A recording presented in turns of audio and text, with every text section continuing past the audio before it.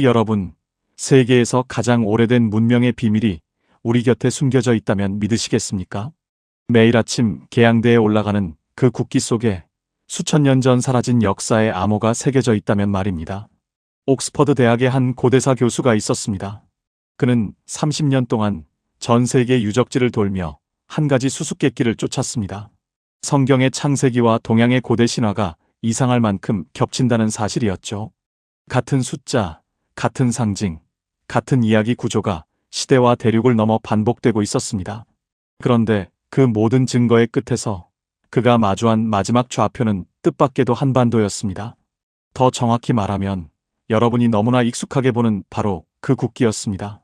65세의 노학자는 서울의 한 박물관 복도에서 태극기 앞에 멈춰 섰고 그 순간 50년 연구 인생의 마지막 퍼즐 조각이 눈앞에 맞춰지는 것을 느끼며 전율했다고 합니다.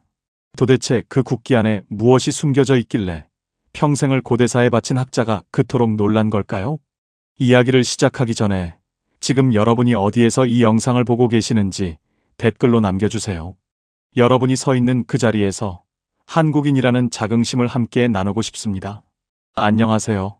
저는 옥스퍼드 대학에서 비교신화학과 고대사를 전공한 필립 교수라고 합니다. 오늘 여러분께 제보하고 싶은 이야기는 제 인생 50년을 통째로 흔들어 놓은 발견에 관한 것입니다. 저는 지금 서울의 작은 박물관 전시실 한가운데 서 있습니다. 방금 전까지만 해도 한국학회에 초청받아 동서양 신화 비교에 관한 강연을 마쳤고요. 이틀 동안 진행된 학회였는데 세계 각국에서 온 학자들이 모여 각자의 연구를 발표하고 토론하는 자리였습니다. 그런데 강연장을 나서다가 복도 끝에 걸린 태극기 한 장 앞에서 발걸음이 멈춰버렸습니다. 65세가 된 늙은 학자가 국기 하나 보고 한참을 서 있으니 주변 사람들이 이상하게 쳐다보더군요. 젊은 학생들도 지나가면서 힐끗힐끗 쳐다봤고 경비 아저씨도 무슨 일인가 싶어 다가오려는 듯 했습니다. 동료 교수 한 명은 괜찮냐고 물어보기도 했습니다. 하지만 저는 그 시선들이 전혀 신경 쓰이지 않았습니다. 제 눈에는 지금 그 국기 위에 새겨진 4개의 검은 막대기들, 그러니까 건곤감리 사괴가 마치 살아 움직이는 것처럼 보였거든요. 그 4괴가 빛을 내는 것 같았고 제게 뭔가를 말하는 것 같았습니다. 어쩌면 여러분께는 너무나 익숙해서 특별할 것 없는 그림이겠지만 제게는 달랐습니다. 저는 평생을 2권의 책과 함께 살아왔습니다. 하나는 성경이고 또 하나는 주역입니다. 밤마다 책상 위에 이 2 책을 펼쳐놓고 비교하고 대조하고 밑줄을 긋고 메모를 달았습니다. 한쪽 페이지에는 히브리어 원문이 있었고 다른 쪽에는 한문 원전이 놓여 있었습니다. 동료 교수들은 저를 이상하게 봤죠. 성경 전공자가 왜 동양 철학책을 그렇게 붙들고 사는지 이해하지 못했습니다. 누군가는 제게 정체성에 혼란이 온 거 아니냐고 농담처럼 말하기도 했습니다. 서양 신학교에서 출발한 제가 어떻게 동양 고전까지 붙잡고 살게 되었는지는 잠시 후에 말씀드리겠습니다. 지금 이 순간 제가 여러분께 꼭 전하고 싶은 건 이겁니다. 저는 오늘 이 태극기를 보면서 50년 동안 풀지 못했던 수수께끼의 마지막 조각을 발견했다는 확신이 들었습니다. 그 조각은 바로 여러분, 한국인 여러분 안에 있었습니다. 제가 처음 이 의문을 품게 된 건 30대 초반이었습니다. 정확히는 32살 때였습니다. 당시 저는 옥스퍼드에서 구약성서를 가르치는 평범한 신학 교수였습니다. 매주 학생들 앞에서 창세기를 설명하고 출애굽기를 강의하고 시험 문제를 내고 논문을 읽는 그런 일상을 살았죠. 아침에 일어나 커피를 마시고 강의실로 가고 학생들을 만나고 저녁에 집으로 돌아오는 반복되는 하루였습니다. 그런데 어느 날 도서관에서 우연히 중국 고전 영역본 한 권을 펼쳤다가 완전히 얼어붙고 말았습니다.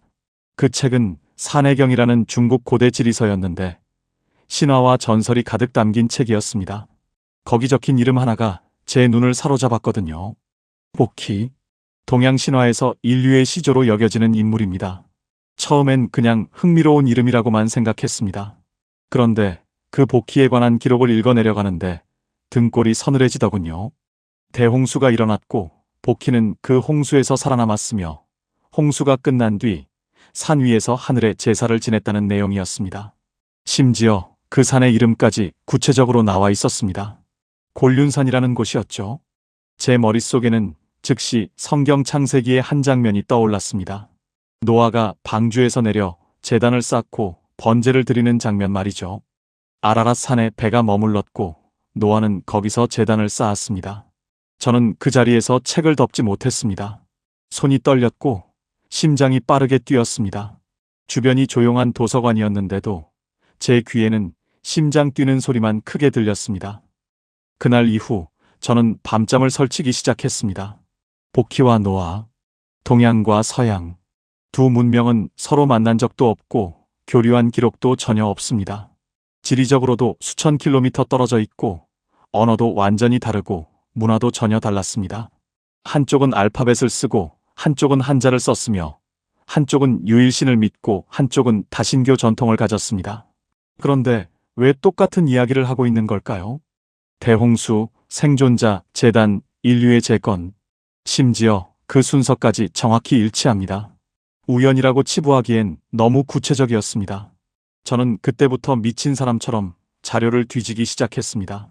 도서관에서 살다시피 했고 중국과 이스라엘을 오가며 유적지를 답사했습니다. 박물관마다 찾아다녔고 고문서 보관소에서 먼지 쌓인 문헌들을 뒤졌습니다.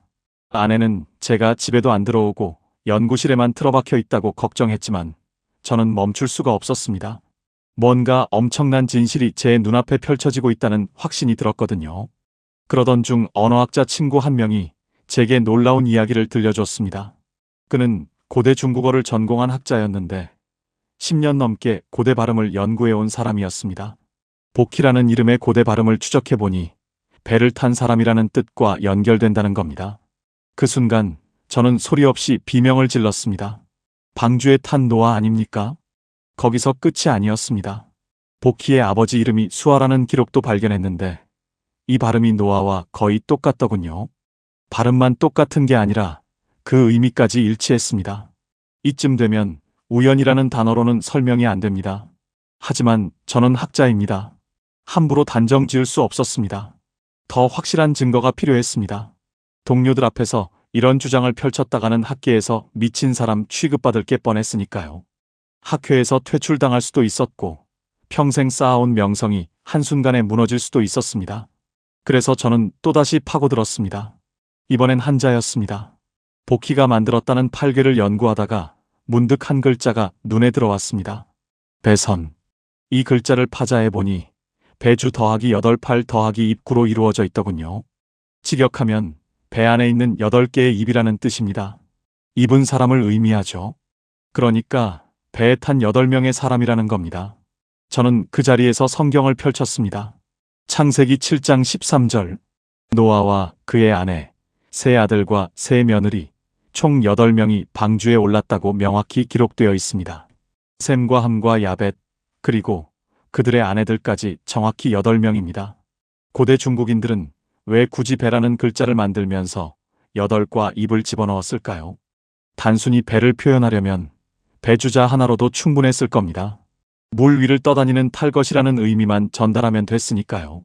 그런데 그들은 의도적으로 8명이라는 숫자를 새겨 넣었습니다. 이건 기록입니다. 암호입니다. 대홍수에서 살아남은 8명에 대한 집단 기억이 한자 안에 화석처럼 박혀 있는 겁니다. 누군가 일부러 이 기억을 남기려고 했던 겁니다. 후손들이 잊지 말라고 글자 속에 숨겨놓은 거죠. 저는 이 발견 이후 완전히 확신하게 되었습니다. 복희와 노아는 같은 사람이라고요.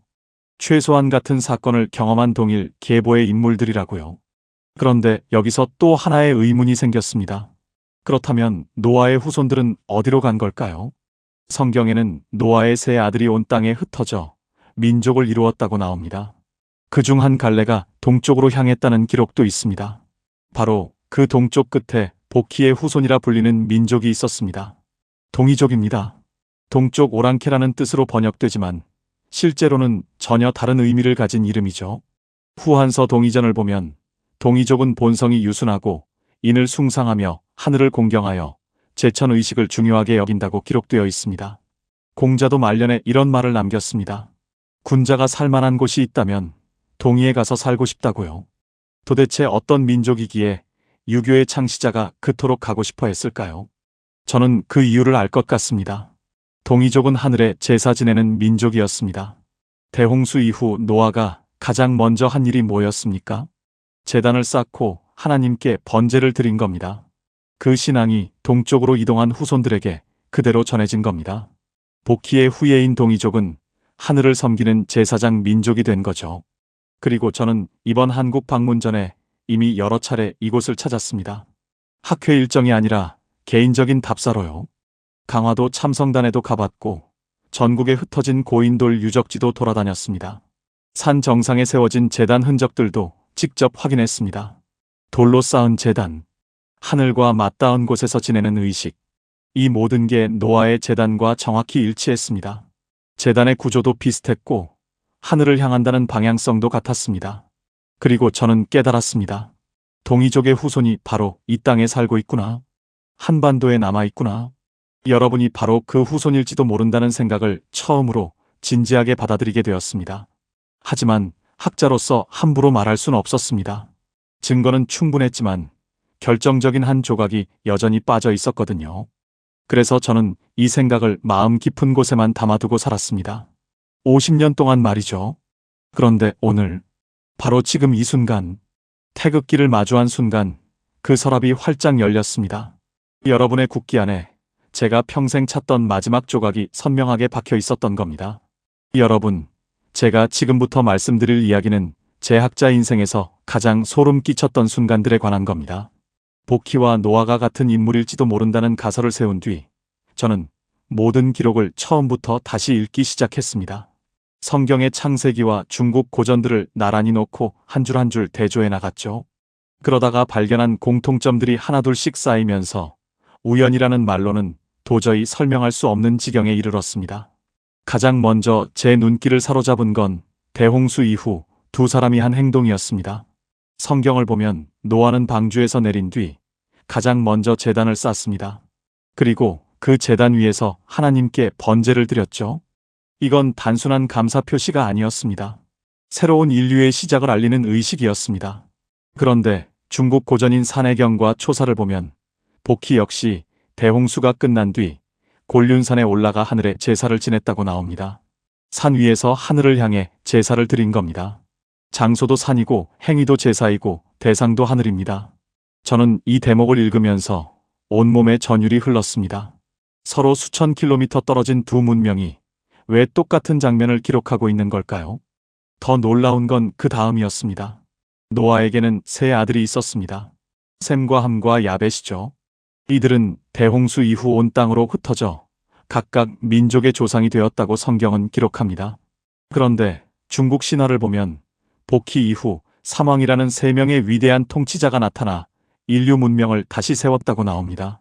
복희 자신도 삼왕 중 한 명으로 꼽히지만 그의 후손들 역시 세 갈래로 나뉘어 각기 다른 지역을 다스렸다는 기록이 있습니다. 세 아들, 세 갈래, 세 명의 시조. 이 구조가 정확히 일치합니다. 저는 여기서 멈추지 않았습니다. 더 파고들었습니다. 언어학자 친구가 알려준 복희라는 이름의 의미를 다시 들여다봤죠. 복희의 복자는 엎드릴 복입니다. 희자는 희생희입니다. 합치면 엎드려 희생하는 사람이라는 뜻이 됩니다. 그런데 노아가 제단에서 무엇을 했습니까? 번제를 드렸죠. 동물을 희생제물로 바쳤습니다. 이름 자체가 그 행위를 담고 있는 겁니다. 게다가 고대 중국어 발음을 재구성해보면 복희는 푸시 또는 후시로 발음되었을 가능성이 큽니다.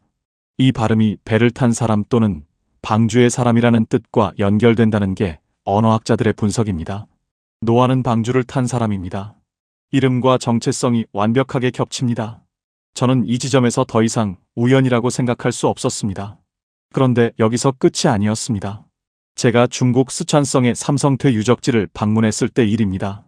거기서 발견된 유물 중에 복희 여화도라는 벽화가 있습니다. 복희와 여화가 서로 껴안고 있는 그림인데 두 사람의 하체가 뱀처럼 꼬여 있습니다. 용의 몸을 하고 있다고 표현하기도 하죠. 처음 이 그림을 봤을 때 저는 그저 신화적 상징이려니 했습니다. 동양 문화에서 용은 신성한 존재니까요. 그런데 그 그림을 계속 바라보고 있는데 문득 머릿속에 하나의 이미지가 떠올랐습니다. DNA 이중나선 구조였습니다. 두 가닥이 서로 꼬여 올라가는 그 모습이 복희와 여화의 몸과 정확히 일치했습니다. 고대인들이 DNA를 알았을 리는 없습니다. 하지만 그들은 생명이 어떻게 전달되는지에 대한 직관을 가지고 있었을 수 있습니다. 두 존재가 결합해 새로운 생명을 만들어내는 원리를 적고인 형태로 표현한 게 아닐까요? 복희와 여와는 대홍수 이후 인류를 다시 번성시킨 최초의 부부입니다. 노아와 그의 아내도 마찬가지죠. 방주에서 내려 다시 자손을 낳고 땅을 채웠습니다. 생명의 시작, 인류의 재건, 그 상징이 적고인 두 몸으로 표현된 겁니다. 저는 그 벽화 앞에서 한참을 서 있었습니다. 박물관 관계자가 다가와 괜찮으냐고 물어볼 정도였죠. 하지만 저는 움직일 수가 없었습니다. 수천 년 전 사람들이 남긴 그림 속에서 제가 평생 찾던 답이 선명하게 보였으니까요. 그리고 또 하나 놀라운 발견이 있었습니다. 바로 팔괘입니다. 복희가 만들었다는 팔괘 말이죠. 8개의 궤로 이루어진 이 체계가 단순한 점술 도구가 아니라는 건 누구나 압니다. 우주의 원리를 담은 철학 체계죠. 하늘과 땅, 물과 불, 바람과 우레, 산과 못, 8가지 자연 요소로 세상의 모든 변화를 설명하는 시스템입니다. 그런데 제가 주목한 건 그 숫자였습니다. 왜 하필 8개일까요? 6이나 10이 아니라 왜 8이어야 했을까요? 저는 다시 성경을 펼쳤습니다. 창세기 7장. 방주에 탄 사람은 노아와 그의 아내, 세 아들과 세 며느리, 총 8명입니다. 대홍수에서 살아남은 인류의 전부가 8명이었습니다. 이 8명으로부터 새로운 세상이 시작되었습니다. 복희가 8개를 만들면서 8이라는 숫자를 선택한 이유가 바로 여기 있지 않을까요? 8명의 생존자, 8개의 궤, 새로운 세상을 여는 8가지 원리. 이게 우연일 수 있을까요? 저는 그렇게 생각하지 않습니다. 그리고 배선자를 다시 보세요. 배주에 8팔 그리고 입구. 배 안에 8개의 입이 있다는 뜻입니다. 입은 사람을 의미합니다. 배에 탄 8명의 사람. 이보다 더 명확한 기록이 어디 있습니까? 고대 중국인들은 한자를 만들면서 이 숫자를 일부러 집어넣었습니다. 후손들이 잊지 말라고 글자 속에 새겨놓은 겁니다. 대홍수, 방주, 8명의 생존자. 이 모든 기억이 한자 한 글자 안에 압축되어 있습니다. 저는 이 발견들을 논문으로 정리하려고 했습니다. 하지만 막상 쓰려고 하니 손이 떨렸습니다. 이 주장을 학계에 발표하면 어떤 반응이 올지 뻔했으니까요. 서양 학자들은 제가 동양 신화에 현혹되었다고 비판할 것이고, 동양 학자들은 서양 종교를 강요한다고 반발할 겁니다. 양쪽 모두에게 공격받을 게 분명했습니다. 그래서 저는 조용히 연구만 계속했습니다. 증거를 더 모으고 자료를 더 쌓았습니다. 중국뿐 아니라 한국과 일본의 고대 기록들도 뒤졌습니다. 그러면서 하나의 단어를 계속 마주치게 되었습니다. 동이. 동쪽의 오랑캐라고 번역되는 이 단어가 실은 전혀 다른 의미를 가지고 있다는 걸 알게 되었습니다. 동이족은 오랑캐가 아니었습니다. 그들은 고도로 발달한 문명을 가진 민족이었고, 무엇보다 하늘에 제사 지내는 전통을 가진 사람들이었습니다. 후한서 동이전은 이렇게 기록합니다. 동이족은 본성이 유순하고 인을 좋아하며 하늘을 공경한다고요. 제천의식이 그들 문화의 중심에 있었다는 겁니다. 이 대목을 읽으면서 저는 또다시 전율했습니다. 노아가 방주에서 내려 가장 먼저 한 일이 제단을 쌓고 하늘에 제사 드린 것 아닙니까? 그 신앙이 동쪽으로 이동한 후손들에게 그대로 전해진 겁니다. 복희의 후예들, 그러니까 동이족은 조상의 신앙을 간직한 제사장 민족이 된 거죠. 공자가 말년에 동이에 가서 살고 싶다고 했던 이유가 바로 여기 있습니다. 그곳에는 하늘을 섬기는 참된 신앙이 살아 있었으니까요. 유교의 핵심 가치인 인과 예가 동이족의 본성이었으니까요. 저는 이 연결고리를 따라가면서 점점 더 확신하게 되었습니다. 노아의 후손 중 일부가 동쪽으로 이동했고, 그들이 복희라는 이름으로 기억되었으며, 그 후손들이 동이족이 되었다는 가설이 단순한 상상이 아니라 역사적 사실에 가까울지도 모른다고요. 그리고 저는 한국을 찾았습니다. 동이족의 후손이 이 땅에 살고 있다는 기록을 여러 문헌에서 봤기 때문입니다. 강화도 참성단에 올랐을 때 저는 그 자리에 주저앉았습니다. 돌로 쌓은 제단, 하늘을 향해 열린 공간, 그 위에서 지내던 제천의식, 이 모든 게 노아의 제단과 똑같았습니다. 구조도 같고 방향도 같고 목적도 같았습니다. 전국의 고인돌을 돌아다니면서도 같은 느낌을 받았습니다. 이 돌무덤들은 단순한 무덤이 아니라 하늘과 소통하던 제단이었습니다. 죽은 자를 하늘에 돌려보내는 의식의 흔적이었죠. 저는 그때 깨달았습니다. 동이족의 후손이 여기 살고 있구나. 한반도에 그 혈통이 이어지고 있구나. 여러분이 바로 노아의 후손일지도 모른다고요. 하지만 학자로서 함부로 말할 수는 없었습니다. 아직 한 조각이 부족했습니다.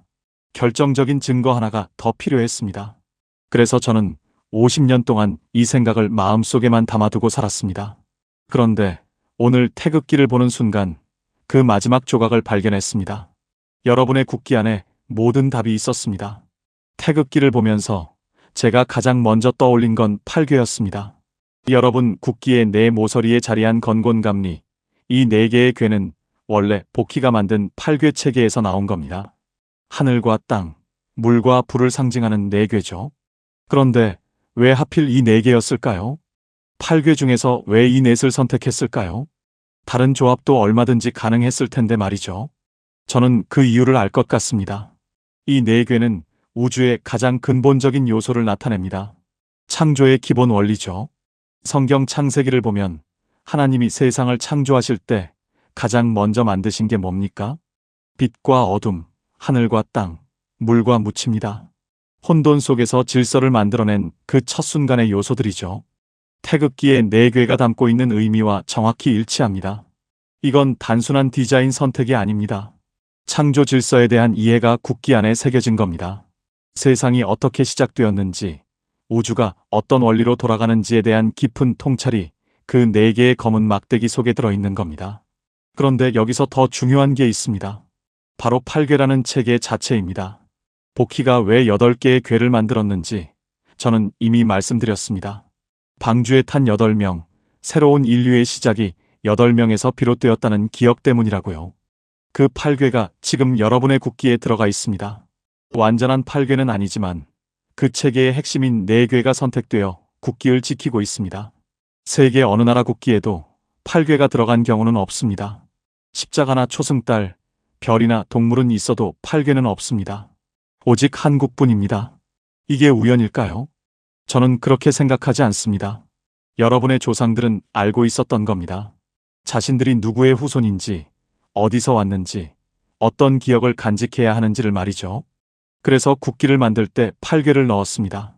대홍수의 기억, 8명의 생존자, 새로운 시작의 상징을 국기에 새긴 겁니다. 그것도 국가의 가장 중요한 상징인 국기의 말입니다. 제가 50년 동안 찾던 마지막 증거가 바로 이거였습니다. 그런데 여기서 멈추면 안 됩니다. 더 깊이 들어가야 합니다. 동이족 이야기로 돌아가 보겠습니다. 제가 여러 중국 고전을 읽으면서 발견한 건 동이족이 단순히 동쪽에 살던 민족이 아니라는 사실입니다. 그들은 특별한 정체성을 가진 사람들이었습니다. 후한서 동이전은 이렇게 기록합니다. 동이족은 본성이 유순하고 인을 좋아하며 군자의 나라라고 불릴 만하다고요. 중국인들 스스로가 동이족을 오랑캐가 아니라 군자의 나라로 인정한 겁니다. 이건 엄청난 칭찬입니다. 당시 중국은 스스로를 천하의 중심이라고 여겼고 주변 민족들을 모두 오랑캐로 취급했습니다. 그런데 유독 동이족만은 달리 봤습니다. 그 이유가 뭘까요? 바로 하늘을 섬기는 신앙 때문입니다. 동이족은 제천의식을 매우 중요하게 여겼습니다. 1년 중 가장 중요한 행사가 하늘에 제사 지내는 것이었죠. 온 나라가 모여 하늘께 제사를 올리고 풍년을 빌고 평화를 기원했습니다. 이건 단순한 종교 행사가 아니었습니다. 정치와 사회의 중심이었습니다. 왕이 직접 하늘에 제사를 올리고 백성들이 그 의식에 참여했습니다. 하늘의 뜻을 구하고 하늘의 축복을 바라는 게 그들 삶의 핵심이었습니다. 왕의 정당성도 하늘로부터 나왔고 나라의 운명도 하늘의 뜻에 달려 있다고 믿었습니다. 이 전통이 어디서 왔을까요? 저는 노아에게서 시작되었다고 봅니다. 방주에서 내린 노아가 가장 먼저 한 일이 제단을 쌓고 하나님께 제사 드린 것 아닙니까? 새로운 땅에 발을 디딘 첫날, 노아는 돌을 모아 제단을 쌓았습니다. 그리고 정결한 짐승과 새를 제물로 바쳤습니다. 그 신앙이 후손들에게 전해졌고 동쪽으로 이동한 갈래가 동이족이 되면서 제천 신앙을 계속 이어간 겁니다. 수천 년이 지나도 그 전통은 사라지지 않았습니다. 한반도에 그대로 남아 있었습니다. 제가 강화도 참성단에 갔을 때 느낀 전율이 바로 이것 때문이었습니다. 그 제단은 단군이 하늘의 제사를 지내던 곳이라고 전해집니다. 만이산 정상에 세워진 돌 제단이죠. 돌로 쌓은 제단, 산 정상에 위치한 공간, 하늘을 향해 열린 구조. 이 모든 게 노아의 제단과 똑같았습니다. 저는 그 제단 위에 서서 사방을 둘러봤습니다. 서해 바다가 한눈에 들어왔고 하늘은 끝없이 펼쳐져 있었습니다. 구름이 산 아래로 깔려 있어 마치 하늘 위에 서 있는 것 같은 느낌이었습니다. 바로 이 자리에서 수천 년 전 누군가가 하늘에 제사를 올렸습니다. 그 사람은 자신이 누구의 후손인지 알고 있었을 겁니다. 대홍수에서 살아남은 8명의 자손이라는 걸 기억하고 있었을 겁니다. 그래서 조상들이 했던 것처럼 하늘에 제사를 드린 겁니다. 돌을 쌓아 제단을 만들고 그 위에서 하늘과 대화한 겁니다. 그 전통이 지금까지 이어져 온 겁니다. 전국 곳곳에 있는 고인돌도 마찬가지입니다. 저는 고창과 화순, 강화도의 고인돌 지역을 모두 돌아다녔습니다. 수백 개, 수천 개의 고인돌이 한반도 전역에 퍼져 있습니다. 크기도 다양하고 모양도 제각각이지만 공통점이 있습니다. 모두 하늘을 향하고 있다는 점이죠. 이 거대한 돌무덤들을 만드는데 엄청난 노력이 들어갔을 겁니다. 수십 톤짜리 돌을 옮기고 쌓고 다듬는 작업이 얼마나 힘들었겠습니까? 왜 그렇게까지 했을까요? 단순히 죽은 사람을 묻기 위해서였을까요? 아닙니다. 이 고인돌들은 제단이었습니다. 하늘과 땅을 연결하는 통로였습니다.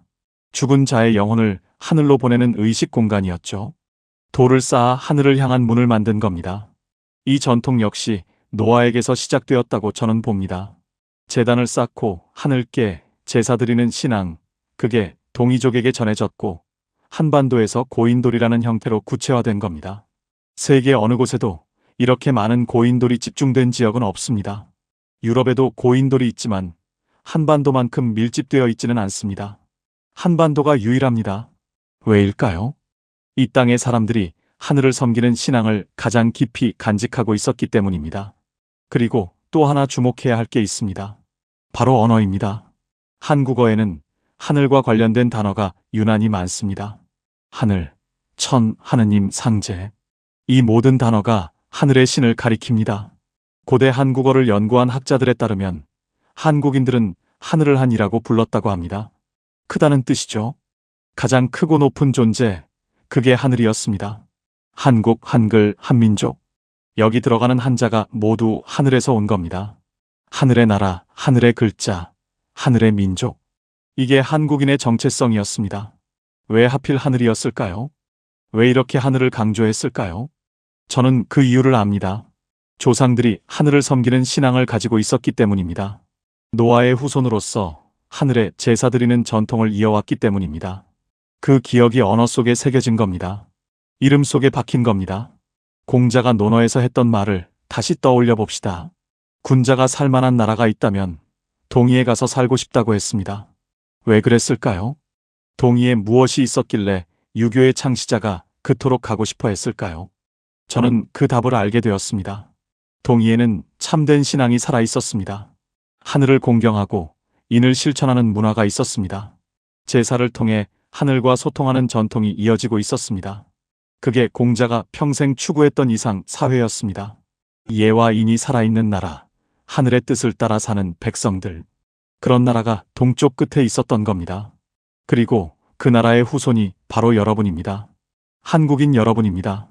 저는 이번 한국 방문 전에 여러 차례 이곳을 찾았다고 말씀드렸습니다.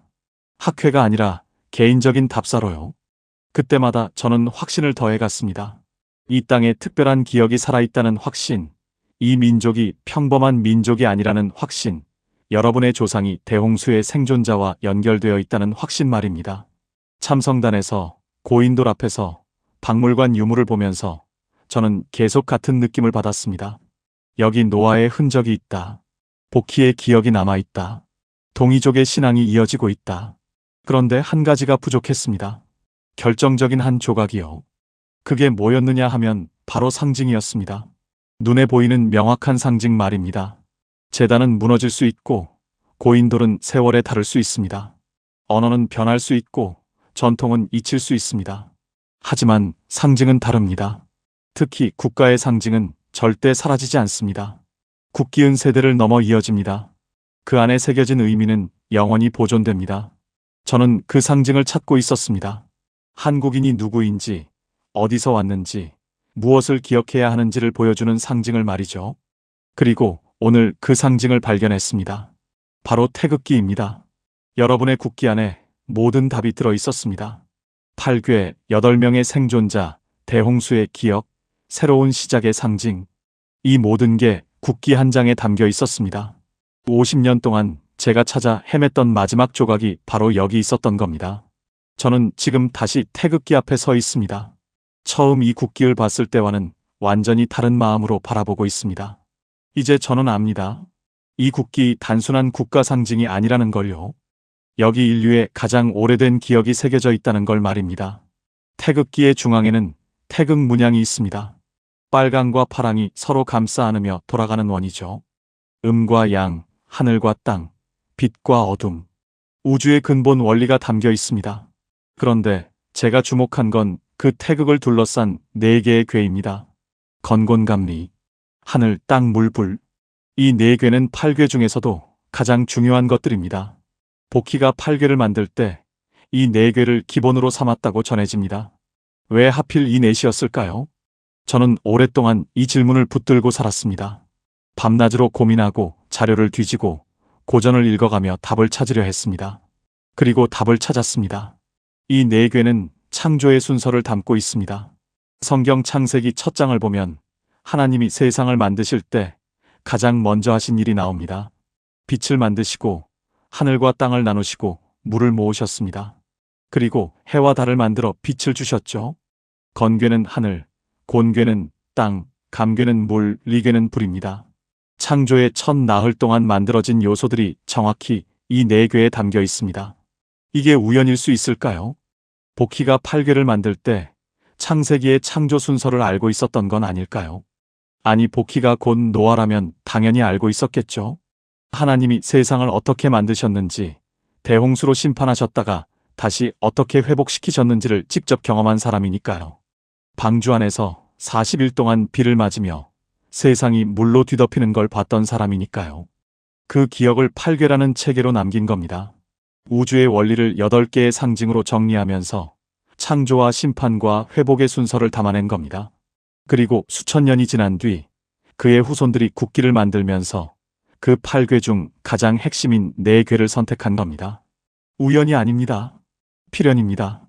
조상의 기억을 잊지 않으려는 의도적인 선택이었습니다. 세계에서 유일하게 8괴를 국기에 새긴 나라. 그게 바로 대한민국입니다. 왜 유일할까요? 다른 나라들은 왜 8괴를 쓰지 않았을까요? 중국도 8괴의 발상지이지만 국기에 넣지 않았습니다. 일본도 동양 문화권이지만 태양만 그려 넣었습니다. 저는 그 이유를 압니다. 다른 나라들은 그 기억을 잃어버렸기 때문입니다. 대홍수의 기억 8명의 생존자, 새로운 시작의 의미를 잊어버린 겁니다. 세월이 흐르면서 신화는 신화로만 남고 상징은 상징으로만 남았습니다. 하지만 한국인의 조상들은 잊지 않았습니다. 동이족으로 불리며 동쪽 끝까지 이동하면서도 그 기억을 간직했습니다. 하늘에 제사 지내는 전통을 이어갔고 8괴의 의미를 보존했습니다. 그리고 마침내 근대의 국기를 만들 때 그 상징을 국기에 새긴 겁니다. 이건 단순한 디자인이 아닙니다. 정체성의 선언입니다.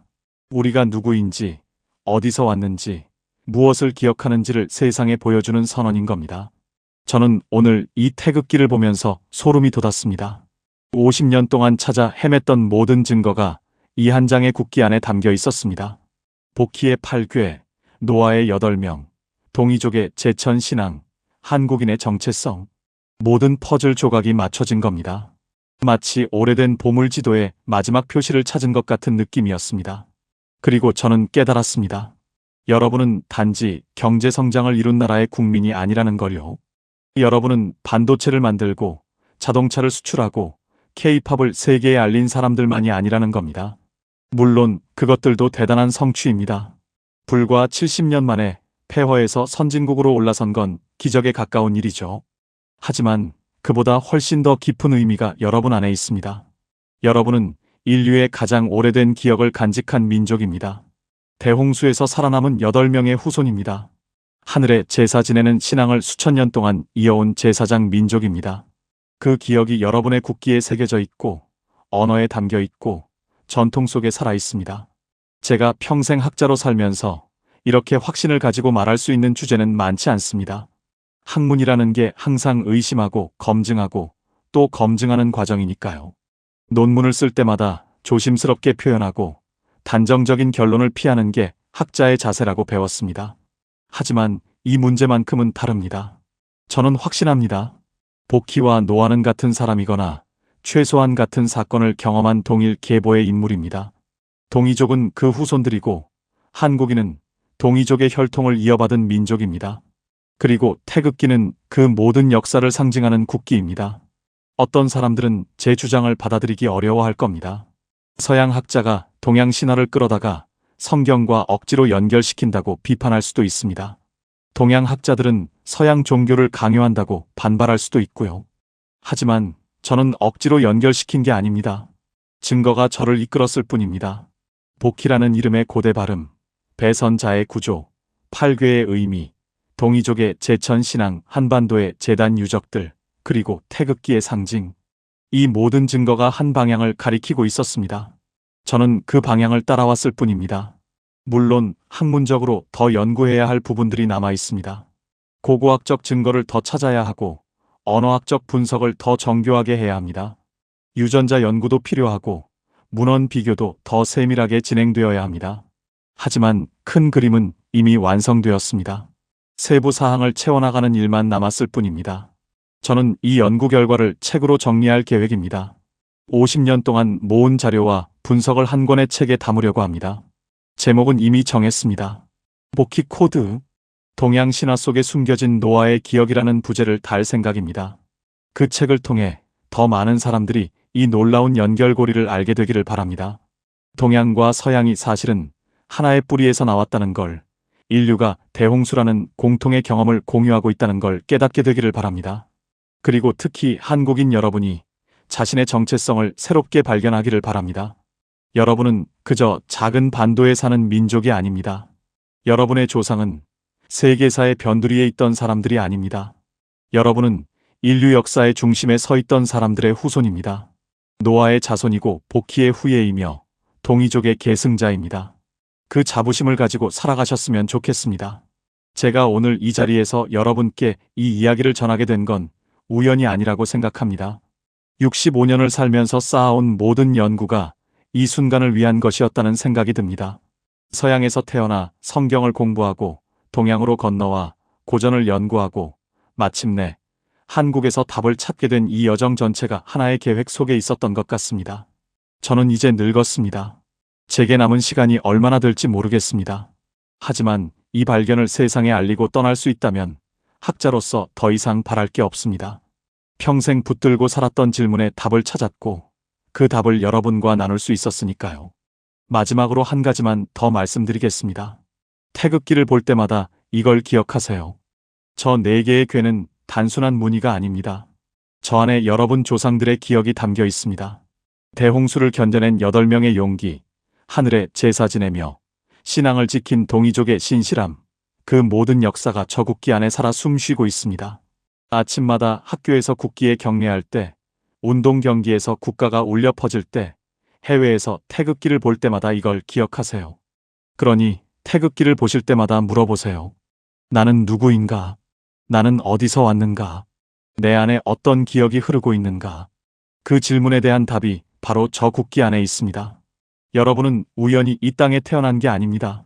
여러분 안에는 수천 년의 역사가 흐르고 있고 인류의 가장 오래된 기억이 새겨져 있습니다. 그걸 잊지 마세요. 자랑스럽게 여기세요. 그리고 다음 세대에게 전해주세요. 우리가 누구인지, 우리 안에 어떤 위대한 유산이 있는지를 말입니다. 여러분의 아이들에게, 손자, 손녀들에게 이 이야기를 들려주세요. 저는 이제 이 박물관을 떠날 겁니다. 호텔로 돌아가 오늘 느낀 감동을 노트에 정리할 겁니다. 그리고 내일은 다시 참성단을 찾아갈 생각입니다. 마지막으로 한 번 더 그 제단 위에 서서 하늘을 바라보고 싶습니다. 노아가 그랬던 것처럼, 복희가 그랬던 것처럼, 동이족이 그랬던 것처럼 말입니다. 감사합니다. 제 이야기를 들어주셔서 감사합니다. 여러분이 이 이야기를 통해 무언가를 발견하셨기를 바랍니다. 그리고 언젠가 제 책이 나오면 꼭 읽어주세요. 거기에 오늘 말씀드린 것보다 훨씬 더 자세한 증거와 분석이 담길 겁니다. 여러분 모두 축복받은 삶을 사시기를 바랍니다. 그리고 기억하세요. 여러분은 특별한 사람들입니다. 인류의 가장 오래된 기억을 간직한 민족의 후손입니다. 오늘 사연은 여기까지입니다. 오늘 사연이 마음에 드셨다면 좋아요, 구독 꾹 눌러주세요. 다음에 더 감동적인 사연으로 여러분을 찾아뵙겠습니다. 시청해주셔서 감사합니다.